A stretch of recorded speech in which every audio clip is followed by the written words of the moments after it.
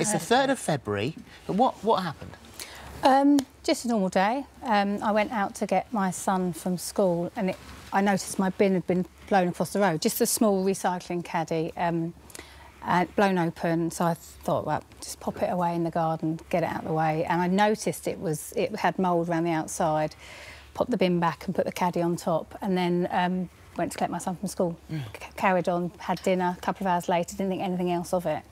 And then one of my dogs, Georgie, was on the sofa, and Dexter wasn't in the kitchen, but I hadn't noticed. But he came around my feet and he was wet, so that made me think he's been in the garden. And looked out and I saw the caddy laying open on the lawn. It had been up on top of the bin at the side of the property.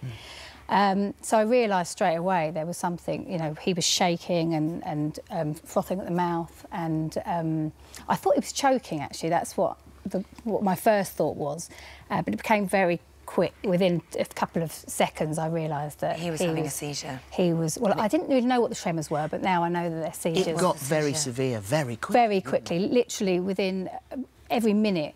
It was getting worse. Well, you were on your own, your partner was away, so you bundled the kids into the car, the dog into the car as well, you rushed him to the vet.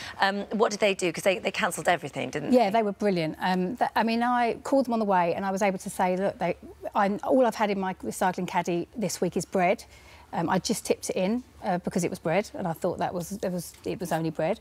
So I was able to say, look, he's licked the inside of the caddy. I'd gone out and moved the caddy because I didn't want Georgie getting it, and it was clean. It had been licked clean. Oh gosh. So I'd been able to tell them that, so they knew straight away that the dog was probably going to come in with toxic shock. They'd seen it on a couple of other occasions, but seen it on lots of occasions, but didn't realise what was causing a lot of dogs to present with these symptoms. Right.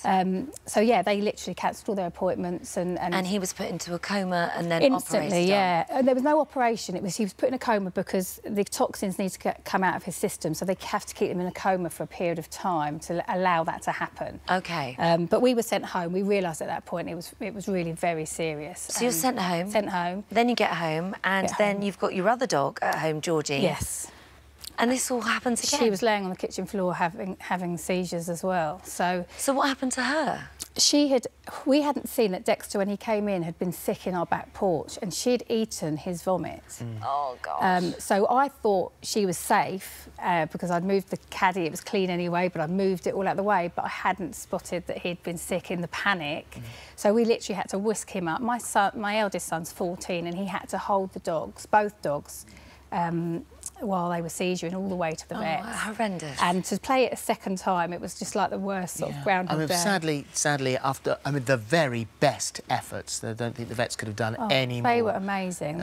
They both would have died that night, and they were brilliant. Georgie thankfully recovered. She recovered, Dexter sadly didn't, then this became a very big story in the papers. A lot of us were very surprised that this could happen.